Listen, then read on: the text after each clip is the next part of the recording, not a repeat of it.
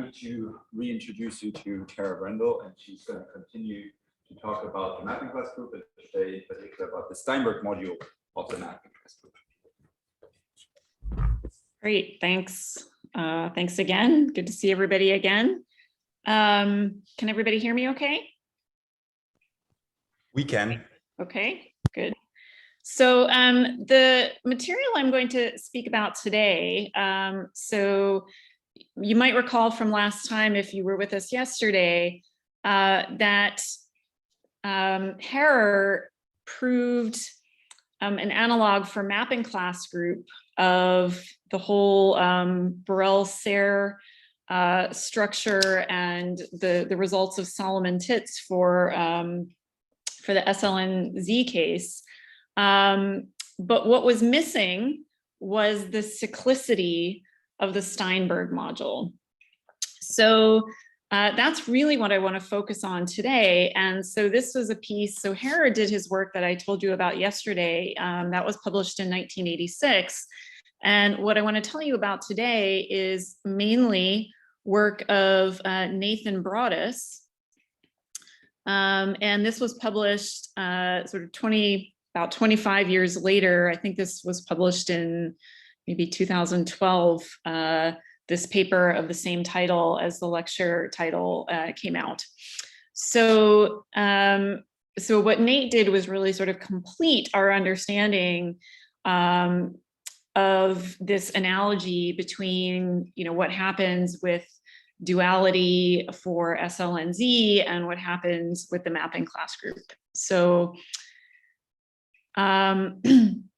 so last time we talked about the curve complex, and we talked about, in particular, its homotopy type. So just to remind you, so in the curve complex, our K simplices correspond to curve systems with K+1 disjoint simple closed curves up to isotopy. And the Steinberg module, you can define to be the homology, or sometimes it's convenient to talk about reduced homology of the complex of curves. Now, yesterday we were talking about surfaces of finite type in their full generality, but today we're really going to focus on the case of the closed surface or the surface with one marked point. So actually, particularly the latter. And so just to remind everybody, the curve complex in each case is basically the same. Adding one marked point doesn't give you any new isotopy classes of curves on your surface. So from the curve complex viewpoint, it doesn't matter which of these two surfaces I'm talking about, but actually it will matter a great deal for some of the other things that we do. So let me tell you a little bit about that. So we're going to talk about a slight variation on the curve complex, which I mentioned briefly yesterday. And this is the arc complex. So once you start working with these sort of simplicial models, you get used to the 1,000 variations on the theme here. And usually the hard part of working in this area is figuring out the right complex to use for your particular problem of interest. So what is the arc complex? So you need to assume that your surface has at least one marked point. So we'll do that. And so,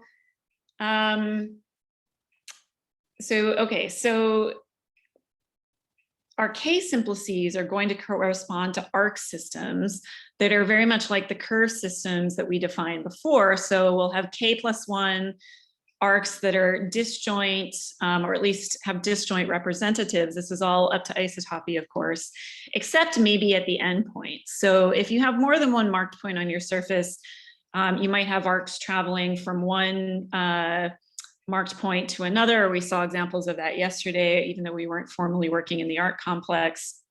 But here we'll just have all of our arcs starting and finishing at one endpoint. So here's an example of something that gives you an edge. I'll just fill this out just for fun. So maybe I'll add in a third arc.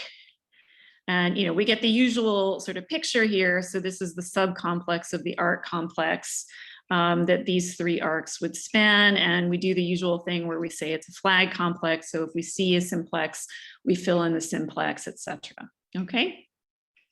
So it turns out this is really useful when you're trying to understand the Steinberg module for the mapping class group.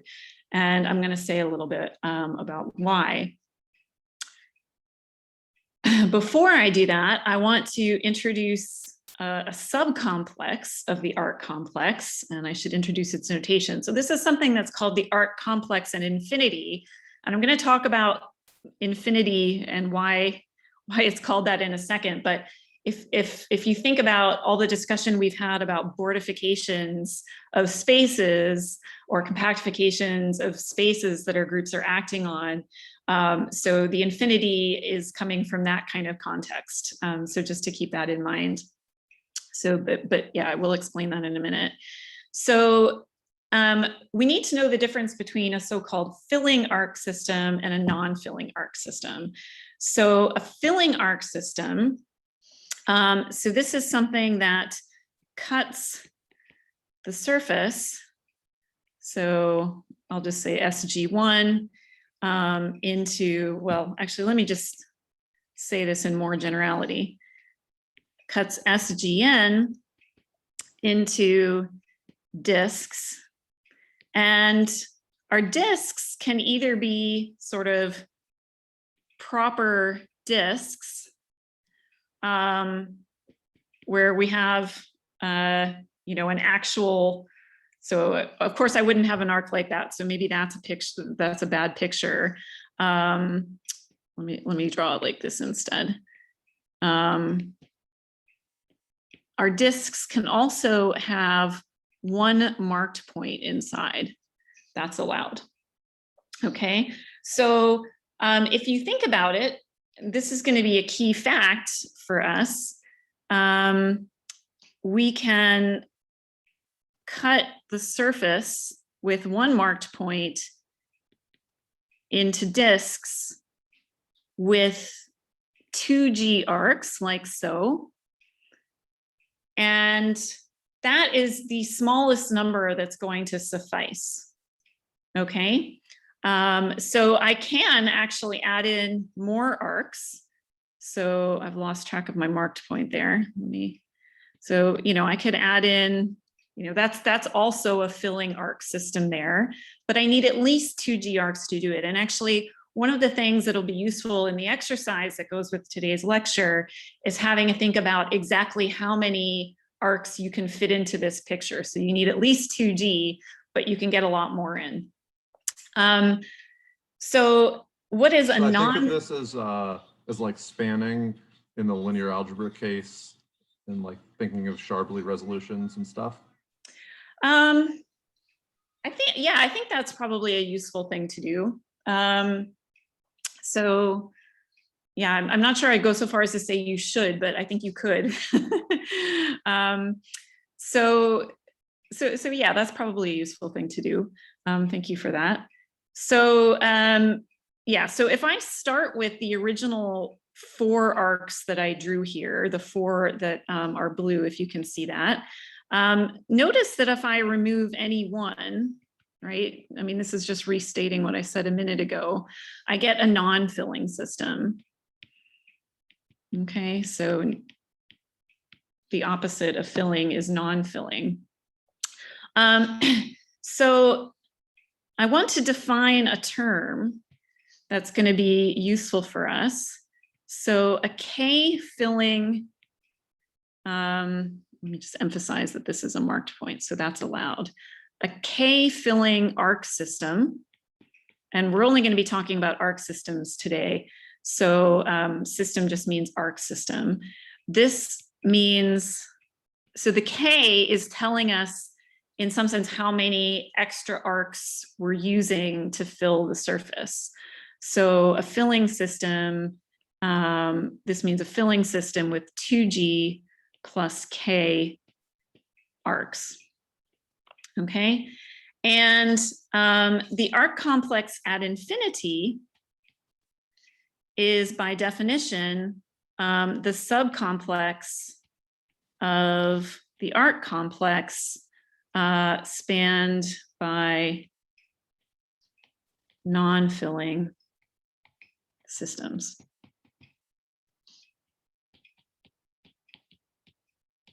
Okay. So, okay. So why is that the arc complex at infinity? So I'm not going to give you the full explanation of this, but what I want to do is hopefully give you an idea, because this part of the picture was already well known when Harrer did his work back in 1986. So there are a lot of different proofs of this result around. So yesterday we defined Teichmuller space, and unfortunately I had to miss Soren's talk this morning, but hey, I got my second vaccine. So that's a pretty unassailable excuse to miss a talk, right? So, but I understand that you went through this a little bit this morning as well. So one really useful way to describe Teichmuller space is actually in terms of the arc complex. So Harrer has a proof in his paper, the virtual cohomological dimension paper, that he attributes to Mumford. But so Thurston also sketched out a proof of this that's more sort of hyperbolic geometry in flavor. And I think it was written down in FLP, the Fathy-Laudenbach and Prinneru notes, Travaux to Thurston.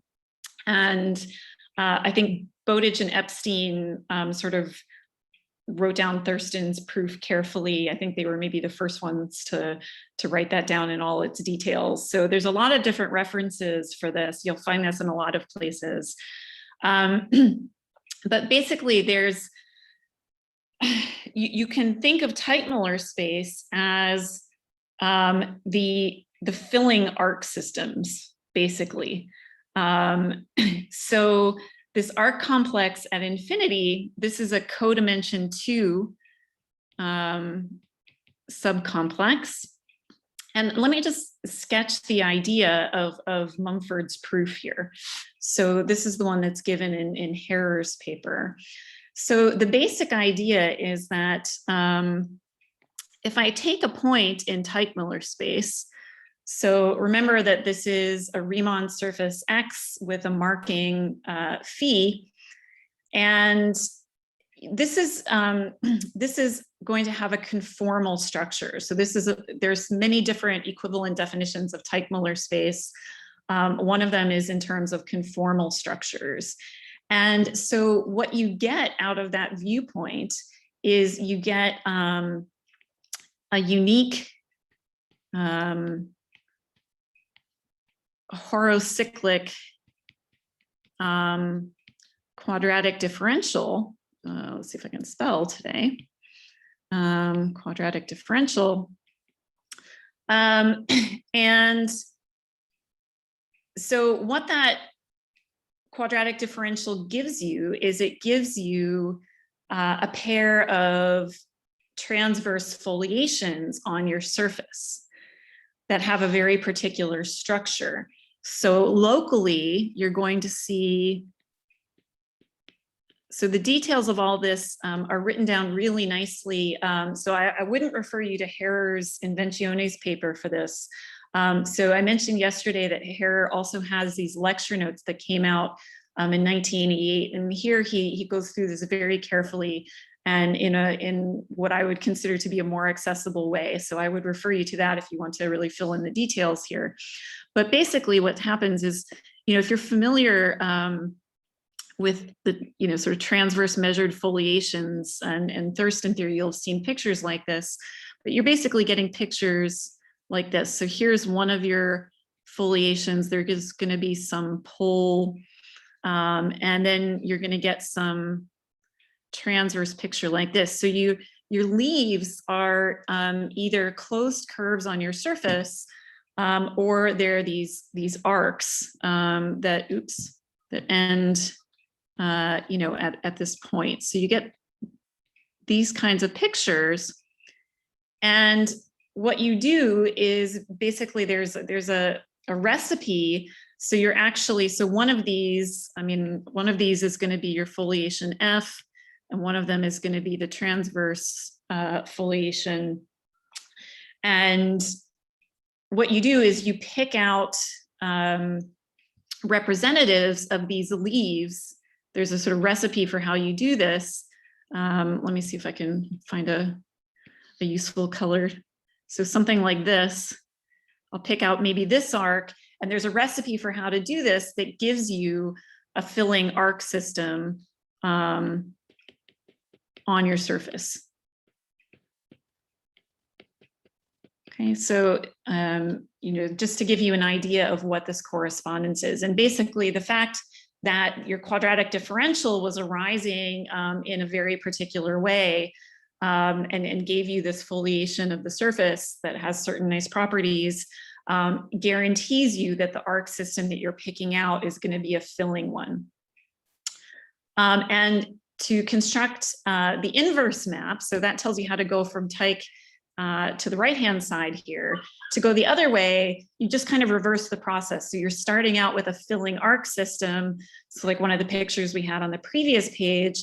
And actually what you need to do is you take a dual graph. So since you fill, you're cutting the surface into disks. And so you put a vertex in each of your disks, and then you construct your dual graph.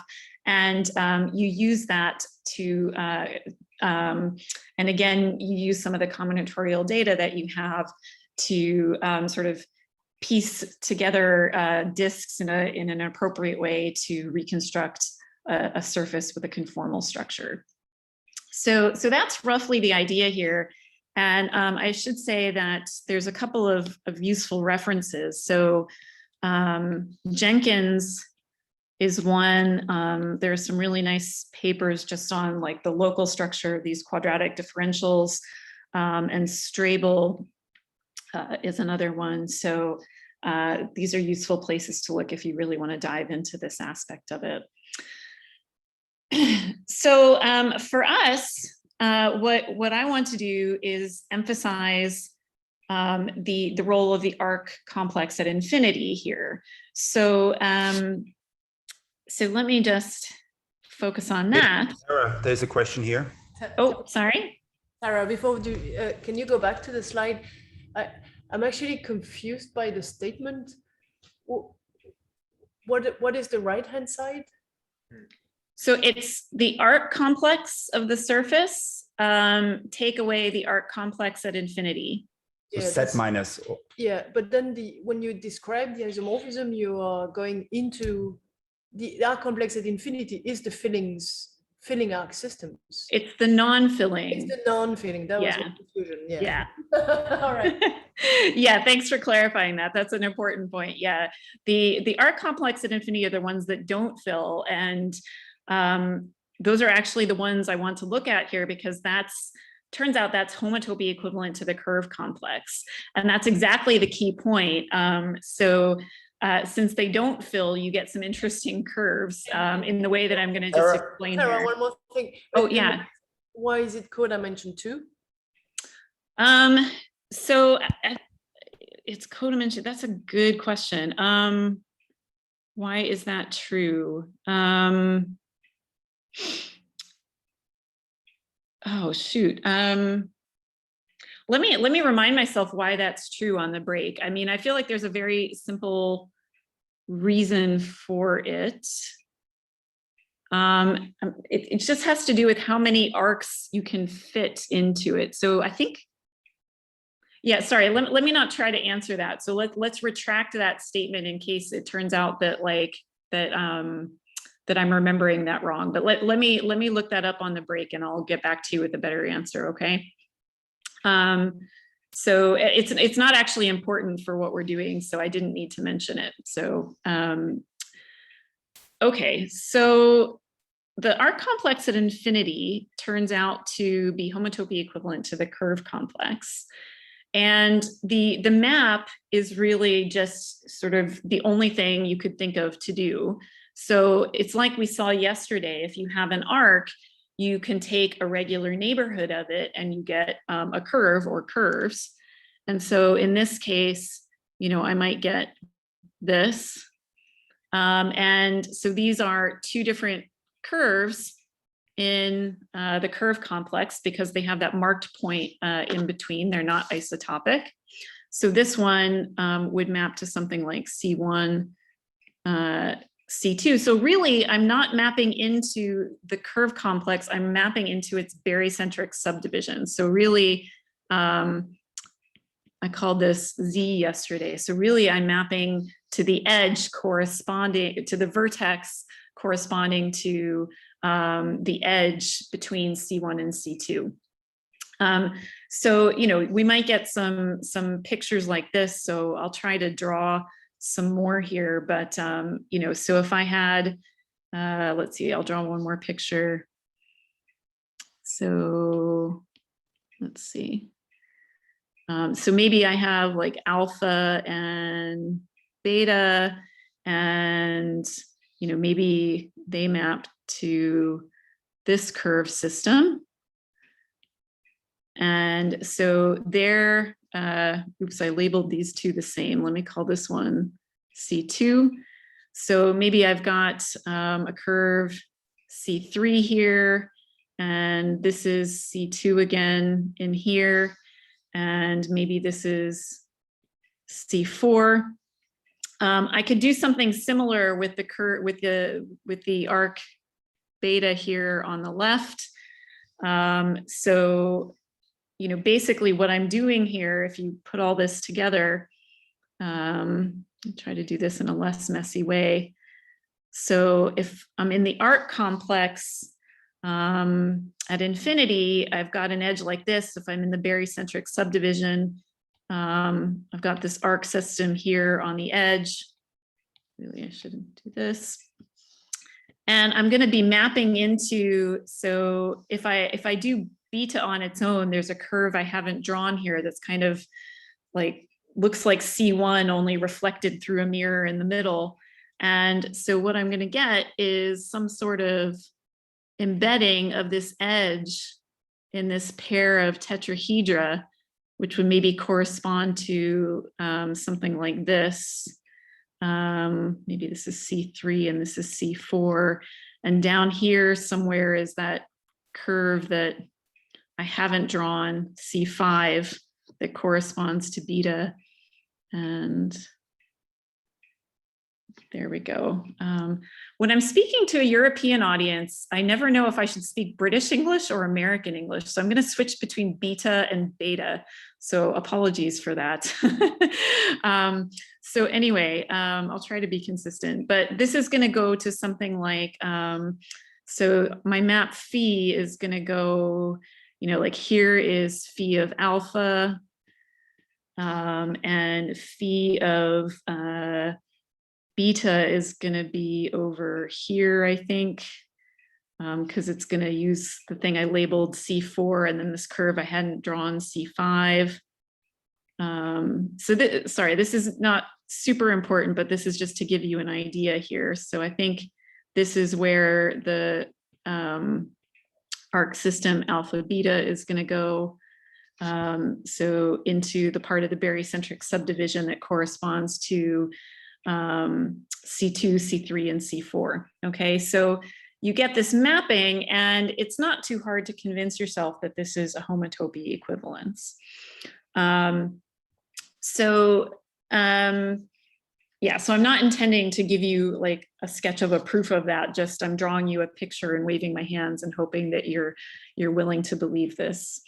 So some key facts about this complex that, and about the arc complex that are useful. So first of all, I mean, we proved yesterday that.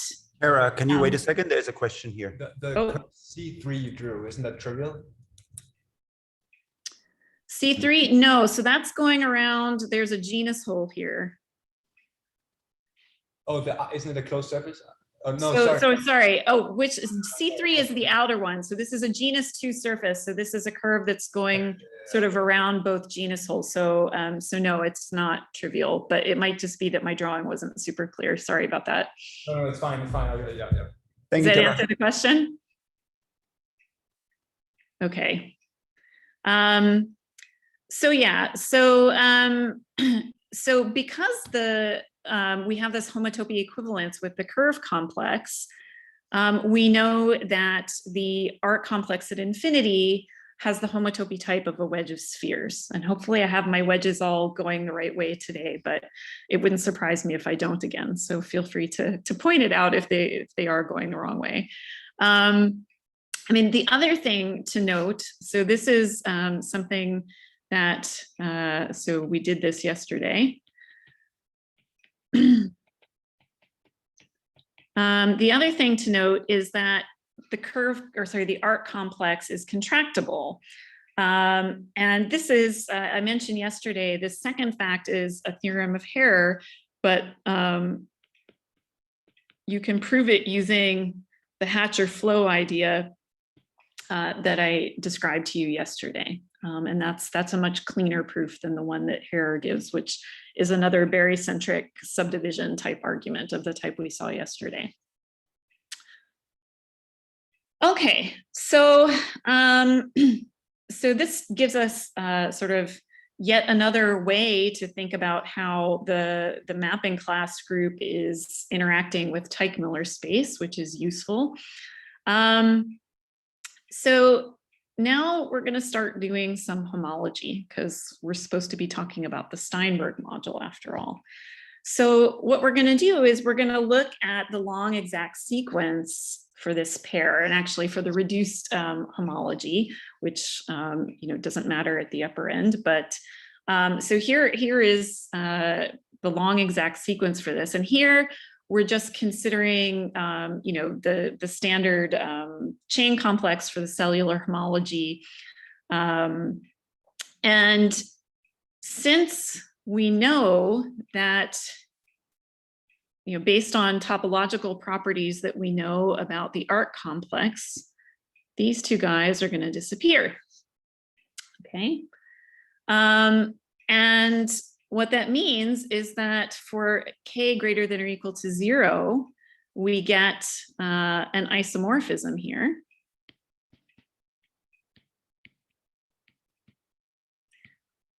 And so what this means is that the Steinberg module for the surface with one marked point, actually we can think of this as the 2g minus first. So you'll have to go back and make sure you're paying attention to the levels. 2g minus first homology of A slash A infinity. Okay, so it just gives us a slightly different viewpoint on how to think about the Steinberg module here. Okay, so this is going to be useful to us, and let me explain how. So actually we don't need to know that. I meant to take that out. So moving on. So the shifted chain complex. So everything I said on the previous slide was true, but I decided I didn't have time to go down that particular avenue of information about these complexes. So,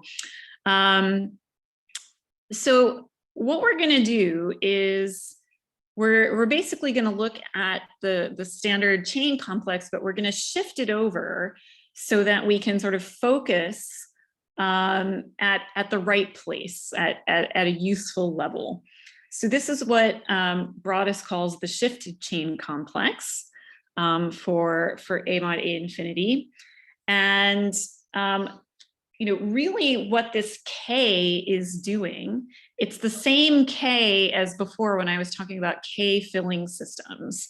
So the K here is keeping track of, how many sort of extra arcs you were using to fill your surface. And it's going to enable us to focus at the level where we're just filling our surface or maybe going one over. And I'll explain in a minute. So this is your homework assignment, by the way. So this proposition of Broadus I've turned into an exercise for you. Basically, what you need to do is show that this the shifted chain complex is giving you a finite mapping class group resolution for the Steinberg module.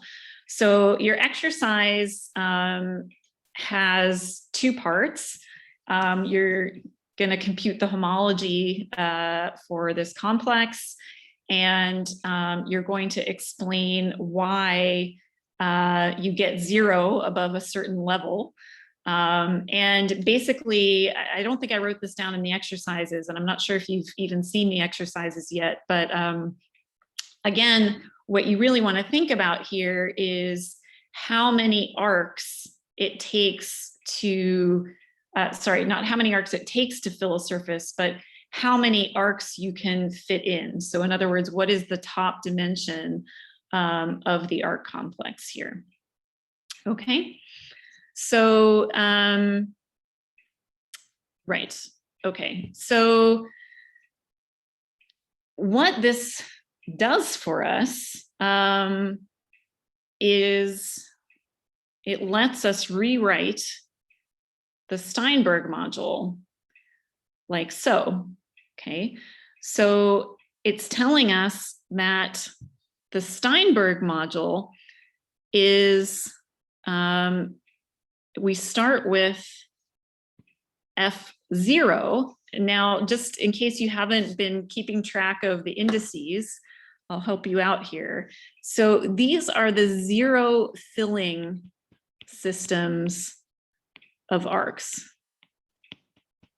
on your surface. Okay, so in other words, just collections of 2G arcs that fill your surface. And technically, we need an orientation here because we're going to compute boundaries, and so we need to have some ordering. So orientation here for an arc system just means an ordering of the arcs. And for our purposes, the ordering doesn't matter that much. You can just pick a random one and everything works out fine. So it's not super important, but it is something we technically need. Tara? Yeah. This is the free abelian group on the 0 fillings of arc systems? Yeah, so this is just, you know, we're just taking like the standard cellular homology and shifting the indices, basically. Yeah, I just wanted to point out that it's an abelian group and not the set of 0 fillings of arc systems. Yes, that's right. Thank you. Yeah, that's right. And these are, of course, the one filling arc systems. Okay. And when we compute boundary, you know, we're just, you know, maybe I'll write this down because maybe that'll be useful. So this is an example of a 0 filling system. It's our old friend. So just to remind you, this is 2G arcs. And so if I want to compute the boundary, I mean, I probably don't need to write this down, especially for this crowd, but, you know, I've got some ordering of a one filling system, and I'm just going to take alternating sums. Right. And, you know, delete each arc in turn. So I'm going to get this alternating sum of 0 filling systems. And occasionally, and we'll actually see this in some of the calculations that we're going to do in a minute, you might end up with things that aren't actually, you know, they aren't actually 0 filling systems.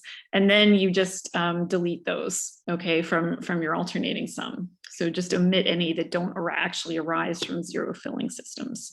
So we'll see examples of that. In the special linear group case, you can make it so that the sum has at most 3 terms. Is there any analogous result for mapping class groups? Not that I'm aware of. That's I didn't know about that. So that's interesting. No, I don't. It goes under the name like Boykovsky presentation. Okay, well, I don't know of any such thing, but that would be interesting to look at. off the top of my head, I don't see how that would work for mapping class groups, but I also can't prove that it wouldn't. So yeah, okay, so I'll think about that. Thank you. It'd be nice if something like that was true. So, okay, so what we're trying to do is we're trying to understand, you know, this quotient, right? This is our business now. And by definition, it's generated as a mapping class group module just by distinct topological types, right? We have the mapping class group acting on these arcs. So acting, you know, just by homeomorphism. So, you know, basically all we need to do is think about what are the distinct types of, like, topological types of 2G arcs that fill a surface. And the way we're going to do that is using chord diagrams or fat graphs, depending on how you want to think about this. So let me explain to you how that works. And so here I have, you know, my standard picture again of a zero filling system. And so what I'm going to do is, you know, I think I'm going to think about enlarging the marked point there. And I'm going to kind of flip the picture inside out. So I'm going to write down a chord diagram that's going to look like this. And so maybe I have this arc, I'll call this A. And so what I want to do is kind of keep track of where A is coming into this circle that I've drawn. So A is pretty easy because I haven't drawn anything else in. So it comes in.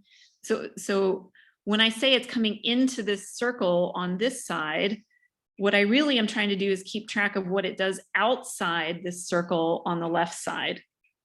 Okay. And so I think it's easier to show than to explain this in words. So the next arc, let's say this is B. So I've just colored that in red, if you can see that. And so I notice that B hits that circle in between the 2 points where A is going out and then coming back in. So what I'm going to see in my chord diagram is this. Okay, so there's B, and this point where it looks like B and A are intersecting in my chord diagram, it's not a real intersection in some sense. What it's telling you is that in the original surface that this came from, I'm seeing some topology. So, you know, it's this particular type of intersection is telling me that, you know, outside of this disk on the surface, I'm getting one of these sort of handle pictures that we teach our students in first year topology classes. So sorry, I'm not drawing that particularly well, but you understand, hopefully, the picture. So this is what that is telling us over there. So it's not a real intersection. And then I just carry on with this picture. So if I want to fill in the rest of my chord diagram, I'm not going to color code it in the interest of time, but you know, I've got let's see, C and D here, like so. Okay, so this is a chord diagram from which I can reconstruct my my filling arc system. Okay. So it's these chord diagrams that are going to help us enumerate the typological types of our zero filling systems, which is our generating set. Okay, so before I do that, I want to tell you some topological properties, some invariants that will help us to distinguish these. So, I mean, one obvious one is just the number of arcs in the picture. Okay, so, you know, that's, you know, if I see 4 arcs in the picture, I have a zero filling system, etc. And I'm only going to do this when I have filling systems. So, you know, that's something to keep in mind here. So another topological property is the number of boundary components. And here, that picture I drew on the previous page, where we're really thinking of these arcs as telling us about the topology of the original surface, it's maybe useful to think about that. But you can reconstruct things like this. So here's an example of a one filling system here. I've just drawn because it's a more interesting example for boundary components. So you can just do this quickly from the diagram. So I'm just going to start at some point on the boundary of my chord diagram, and I'll go along the boundary until I come to an arc. I'm going to travel along the arc, keeping it on my left. And that's not really an intersection, so I ignore that. I keep going till I come to a boundary component or a piece of the boundary of my chord diagram. And I keep going, and I keep reiterating this process until I close up. So I do something like this, and this, and this, and this, and this, and this, and that is a single boundary component. And you can see that there's something symmetric on the right-hand side of this picture. So this one has two boundary components. Another property that I can, well, actually, before I say something about parallel arcs, let me just say that you can use an Euler characteristic argument to write down.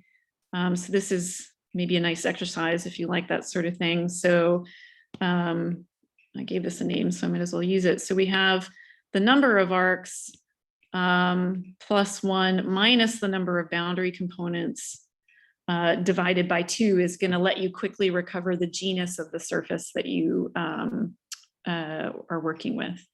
So are you, Tara? Yeah. Are you assuming that for all of these chord diagrams that the original thing has to be a filling curve? Or yes. Okay, so otherwise you can't do this calculation, right? That's right. Okay, yeah. Great, thanks. Yep, thank you. So one more question, sorry. yeah. So n, the number of arcs is fixed, right? You're in F0 now.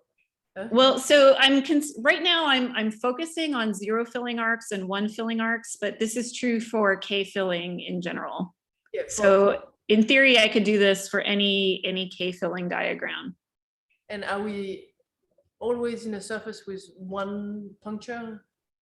So that's right now, yes. Yes. So this beta is a different number of boundaries than the surface. So it's a. That's right. Yeah. So this is yeah. That's why I was careful to use beta instead of B. so this is the number of boundary components is the number of disks you get once you cut it all open, because a filling curve system puts it into disks, yeah. And that's that number, right? That's right. Exactly. Okay, so parallel arcs is something we might see in a diagram. And I was of two minds about mentioning this. The point is that this is something we just want to discard right away, because if you get parallel arcs, you're going to get a rectangle here. And that means that on your original, if you flip this around and try to make a surface out of it, that means you had a duplicate arc. Okay, so this isn't something that's actually arising from a system. Okay, so these are things that when we see them, we're just going to want to throw them away. So one more property is the number of so-called connected components of a chord diagram. And this is one of these things, again, like, I could you sort of know intuitively what it should mean, but maybe it's a little bit challenging the first time you think about how to write it down. So here, I'm actually going to start to think about those fake intersection points, because that's really what connectivity means here. So I have 3 connected components in this picture. Here's one, and here's one. And it's one of those things that kind of, you might nod and say that's intuitively obvious, but here I've written down the formal definition. You're just, you're just going to consider those crossing points in the interior, and you're going to partition the set in such a way that each pair that crosses is in the same set. And then the finest such partition is giving you the so-called connected components. So this one has 3 connected components. So easy to calculate in practice. Okay. Okay, so that's enough for us to do the calculations that we want to do. So I claim, and you can take this as an exercise if you want, that the surface of genus 2, which is what I've been drawing the whole time, admits 4 distinct topological types of chord diagrams. Because if you think about how the mapping class group acts, it's got to preserve that cyclical ordering of how the arcs are appearing around the boundary. And so there are 4 types here that I've drawn out that arise from zero filling systems. So this is our old friend that we've seen a couple of times before. We've got one that looks more like a wagon wheel or a pie or something like that. And then we've got these other 2 that have different intersection patterns. And one thing that I want to say, now I've just drawn you this explicit example for the genus 2 surface, and we get 4. It's always finite. So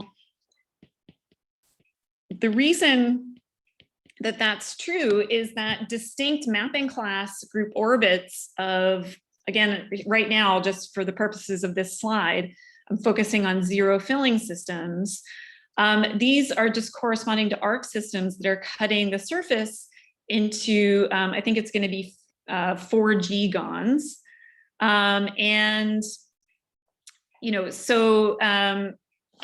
Mapping class group orbits just correspond to distinct ways of gluing up your polygon. Okay, so you're always, and that's true for any FK, not just F0. So you're always going to get a finite number of these. And I should say also that this foregone perspective, just the way, all the different ways you glue up a polygon is exactly what Broadus uses in his paper to give you an explicit finite presentation of the Steinberg module, which I'm not going to give you, but he does have one written down for the closed surface case as well as the one punctured case. Tara, another question. Yeah. Sorry to interrupt you all the time. Does such an intersection correspond to the algebraic intersection number of these arcs? Does such an what intersection? Like in picture number 1, right? You have A and B, and they kind of, if you forget about the point where they're based in, then it corresponds to the intersection number, the algebraic intersection number. And I would imagine that the mapping class group, the orbits of different arc system, zero filling arc systems, is just the way of how you have different intersection numbers between the arcs. Well, they're all just, they're all just meeting, on the surface at that marked point. So I'm forgetting the marked point and just think about the algebraic intersection number of. You mean of the curves that correspond to them, or? Yes. That's probably true. But I'd have to think about it.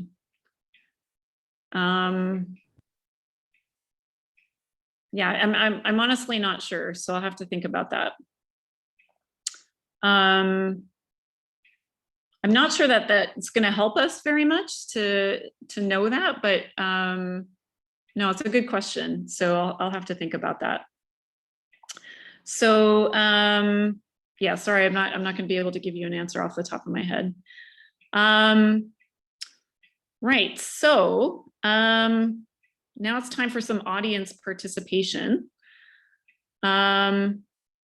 So Nate's theorem, Nate Broadus's theorem, is that when genus, the genus is at least 1, then as a mapping class group orbit, in fact, we don't need 4 of these, we only need 1 of these. And so over to you guys. Anybody want to vote? Well, okay, you don't have a choice. You have to vote. So which do you think it is? So I propose that people on Zoom just write their guess into the chat if they want to participate. And we will vote here by hand sign in the meanwhile. I don't know. Is that what we want to do? So just vote for numbers, 1, 2, 3, or 4. Which do you think is the generator? So how many? Who's So if for you know one? the answer, if you've read Nate's paper carefully, Who's then for 2? I'll take 2. Who's for 3? And I'm for 4. 4 looks less symmetric, at least symmetric. So I can get the most symmetric out of it. That's what I'm thinking. But So- in Zoom you have 2 4s and 1 1. okay, so which was the winner in the room? I couldn't quite see. I think 3 was the loser, but 1, 2, and 4 had around 4 votes each. Is that right? Okay, so maybe 1, maybe 2, and maybe 4. When I have to say, when I first saw this, I really wanted it to be 2, but it's not 2 because I really like the picture for 2, but it's not 2. So the winner is actually 4. So well done if you picked 4. You might think it would be this one because it's kind of that nice, you know, friendly, like it's our usual picture of like arcs on a surface. And so somehow you might want it to be this one, but it's not, it's this one. And I'll explain why.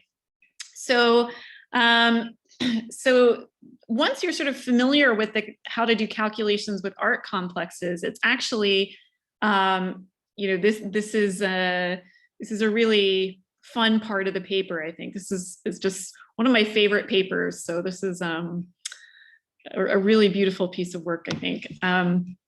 Okay, so first of all, we're going to rule out 1. Okay, so this is the one that maybe we might have thought, you know, would do it. And certainly I was planting some seeds deviously by showing us this one repeatedly. So if you fell for that, I apologize. So here's what I'm going to do. I'm going to insert this curve C. And, you know, we've seen that this has, you know, 2 boundary components. You know, that just helps us check that we definitely have a 1 filling system. So that was kind of the point of that little formula. So it makes sense to compute. So, you know, I can't just write down 5 arcs and assume that I have a 1 filling system. I have to check that it actually came from a 1 filling system. So, but this one does, and I compute its image. Sarah? Yeah. Wouldn't it be automatically a 1 filling system if you start with a 0 filling system and just add an arc? Yeah. Yeah. I Okay. mean, that's true. That's true. So, I mean, I guess like I'm sort of saying that because when you're trying to do some of these calculations, you might write down some diagrams without starting with 1 in the lower level. And so you need a process for checking. But you're right that here we don't. So that's useful to keep in mind. So we're going to compute its image under the boundary map. And I'm just going to draw you some pictures.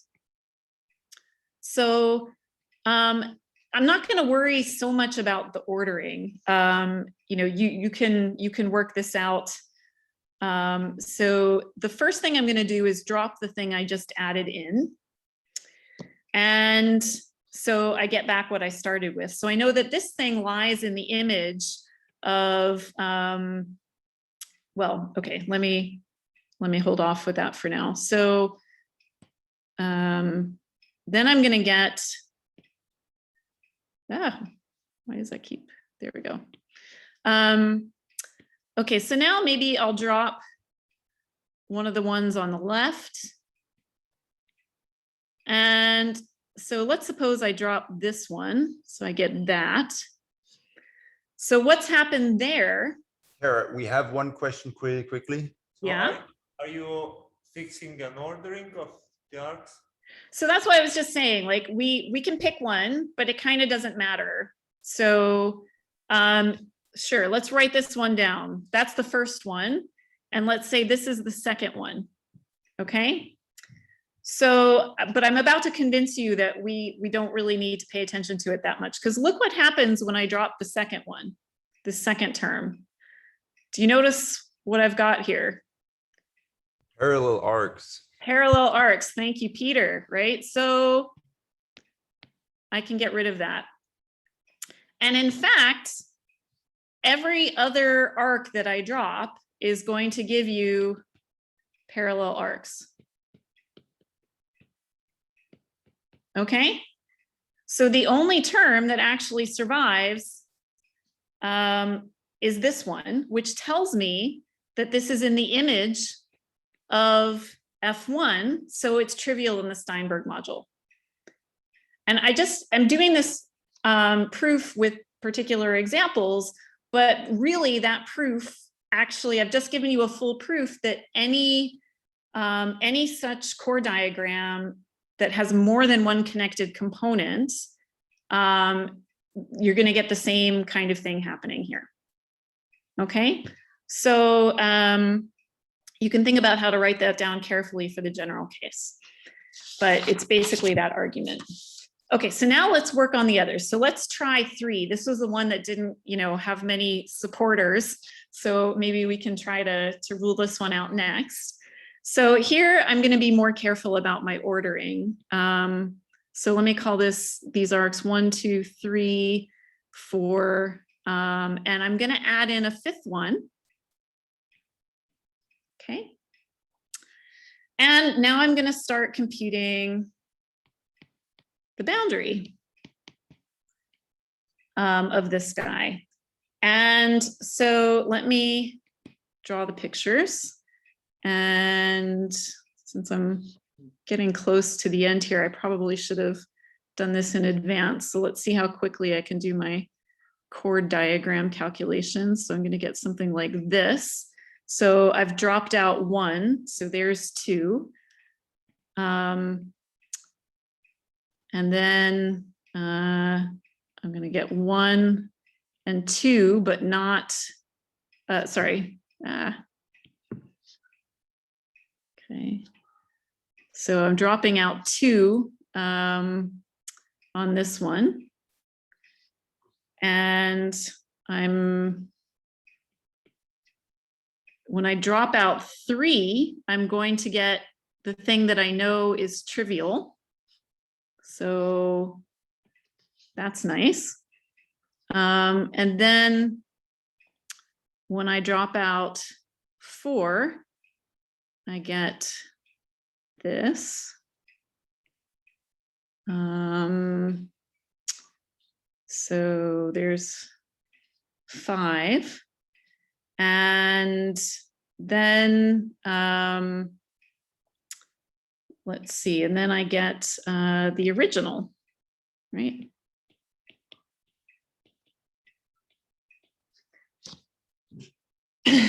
So what's going on here? So we've got what's called, so let me just go to the next slide here. So why did I choose that particular arc? So Broadus has this notion of salience. And the idea of salience is just, you have in your chord diagram, you have these sort of overlapping hoops, right? We've seen this pattern a lot, but you might have any number of them, right? So this picture could go on for ages.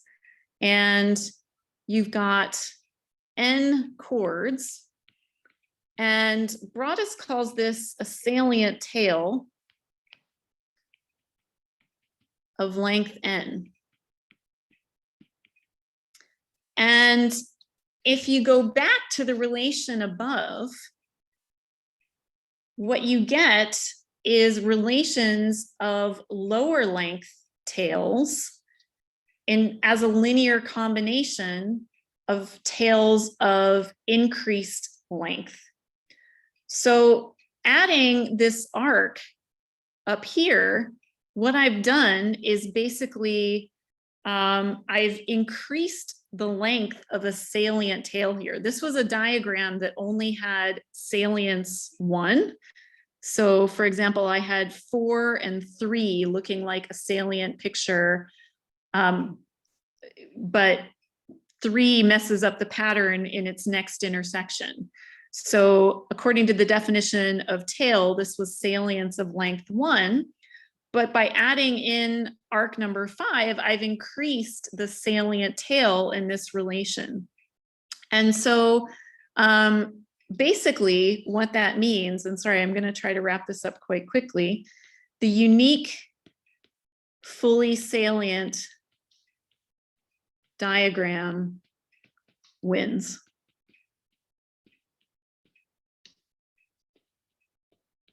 Okay. And that's basically the proof. You're choosing these arcs to add in. You're making clever choices of how to find a one filling system and look at its boundary and say, okay, this is giving me a relation in the Steinberg module. And then you just show how to basically rewrite things with lower salience in terms of things with higher salience. And you just inductively keep going. And that's basically the proof in general, even though I've just shown you how it works in genus 2. So I'm a minute over, so I'm just gonna say very quickly, here's the picture in genus 2. This is a broadosphere in all its glory. So you can take the arcs that we have written down and transfer them back into the curve complex in the way that we've described. And this is a non-trivial sphere that generates the Steinberg module of the mapping class group of genus 2 with 1 puncture. And I just think this is really beautiful and cool that you can do this because, we saw that nice picture that you get for, the rational Tits building where you're just like, hey, here are my subspaces and, here's a nice sphere. I think if you're just starting with what you know about the curve complex, it would be very, very hard to come up with this picture. And of course, in higher genus, it's just, sort of game over, like don't even try. But the fact that you can do it here, I think is really, really satisfying. And let me just say a couple of things. So you do need to take a little bit more care to do all of this in the case of closed surfaces. And so I've been focusing on the other case, but there are versions of all of this for the closed surface case. There are some open questions. I was going to save them for Thursday's lecture. In the genus 0 case, there's a separate paper by Berman, Broadus, and Manasco. And they also get a cyclic generator for the Steinberg module there. It turns out to be Aramiona and Leininger's finite rigid set for that curve complex. So if you happen to know what that is, great. And if you don't worry about it, but it's kind of cool that there are these two sets that came up in very different contexts. So Aramiona and Leininger were looking at conditions that guarantee that an injection of a simplicial complex, in particular the curve complex, would be uniquely induced by a mapping class. And it turns out it's the cyclic generator of the Steinberg module in the G=0 case. And the last thing I should say is that in the fully general case, we don't know what's going on. And you'd love to fill in the picture. You know it works for genus 0 with any number of marked points. You know it works in higher genus with at most 1 marked point. So what happened was that Nate and Joan Berman and I were working on trying to extend this to the general case. And it turned out that it turned out that we needed to know this fact that I showed you yesterday about how to do induction arguments with the curve complex for marked points. So you get that join structure. And so we were trying to think about that. And it turned out Andy Putman was trying to think about that because he was interested in certain questions about cohomology. And that's what I'm going to tell you about on Thursday. So this is still open. We don't know how to do it, but it led to all the stuff that I'm going to talk about on Thursday. So, you know, it's interesting that somehow we sometimes it's easy to extend things you know about the mapping class group to the case with mark points, and sometimes you just need a whole different set of ideas, and this seems to be one of those cases. So sorry for going over. Thank you very much for your attention.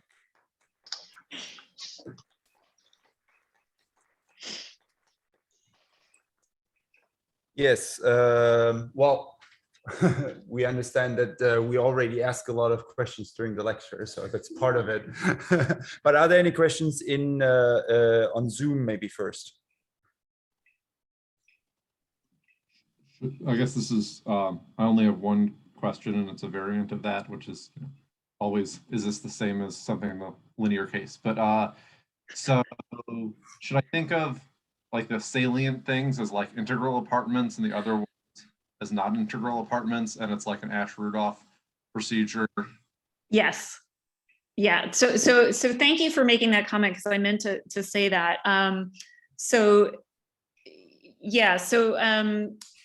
mean, Broadus makes this very plain in his paper that he's really,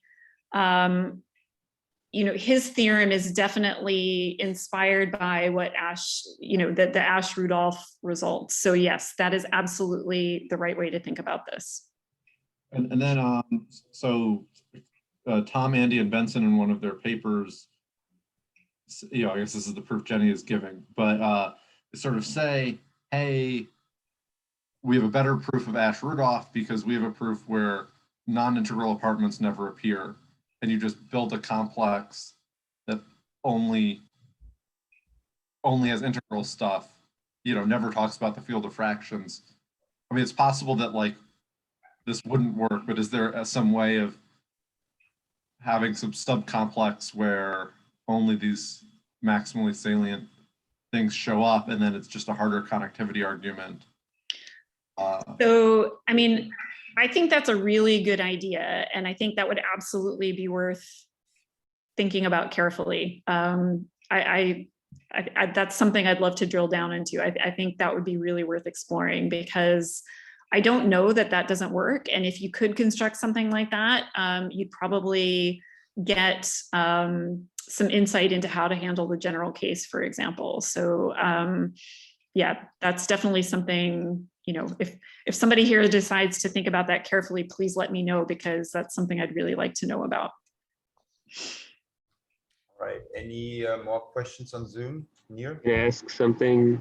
So you said that to be filling, you need to cut the surface into either discs or disc with a mark point in the middle. If I have a disc with a mark point, can I just cut it into a disc in another disc with a mark point? Can I always add another separator like this? Yeah, so I mean, that's not so relevant for what I was talking about today, because you know, I won't get arcs like that on the surface with just one marked point. But just in general, you can do what you said, but you're gonna need arc systems that are K filling for every K. So you can always add one more arc and get rid of that if you want to, but you may not have to. So the resolution that you showed us, was that finite, or does it actually go on? Yeah, it is a finite resolution. Hi, Uwe. So that sphere that Nathan came up with, yeah, exactly. That generates the homology, and you can describe the homology now as a cyclic module, the Steinberg module. Yes.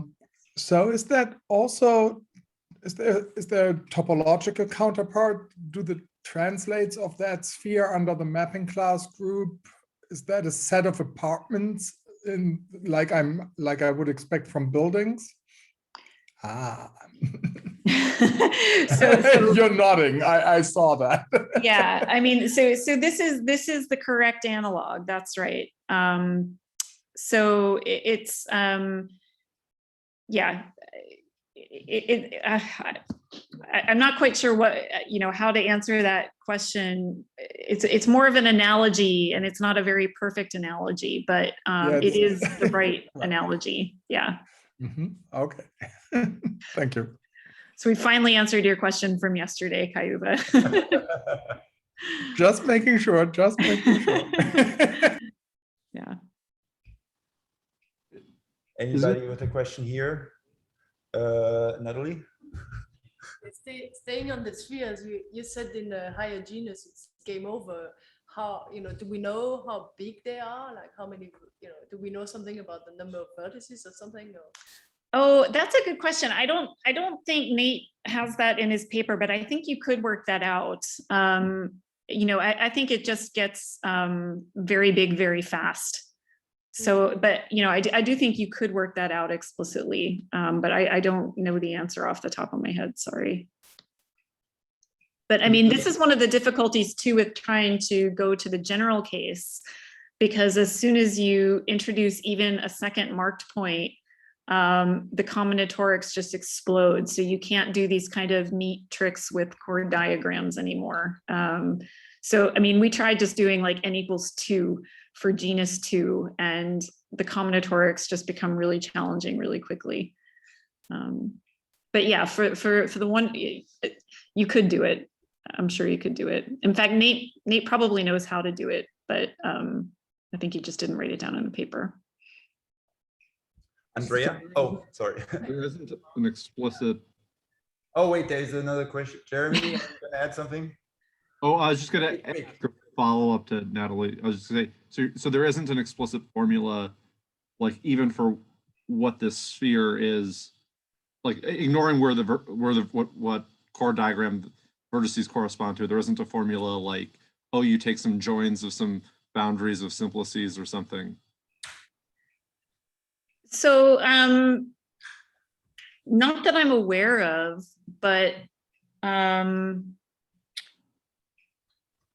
I think, I mean, that's an interesting question. This is one of the reasons that we were trying to think about how to do the curve complex kind of one, sort of inductively with these joins, because that gives you some control over enumerating the spheres as you add punctures. We never sort of found a useful way to do that gives you nice pictures, but there might be. I think Jeremy should save all his questions for the problem session. They're for the research. I think Jeremy has suggested like 10 different like potential PhD theses, like just in the course of this talk. I think so too. Maybe a quick question by Andrea, and then we'll close this question session up. Yeah, so proving that the Steinberg module is sig, it seems a little like trying to find a small projective resolution of it as a module over the mapping class group. So how complicated do you expect projective resolution of it to be? So the higher syzygies, how complicated do you expect them to be?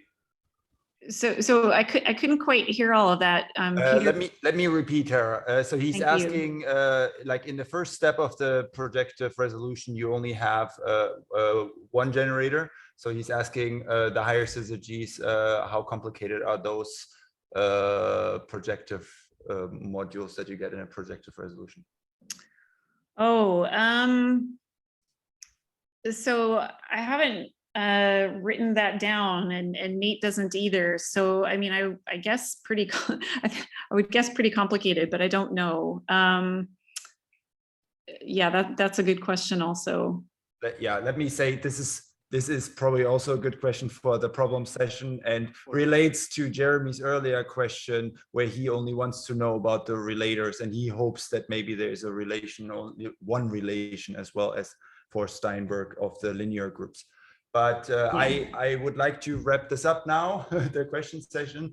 But I'm very happy about all the interest, and we should continue that that conversation. Let's thank Tara again.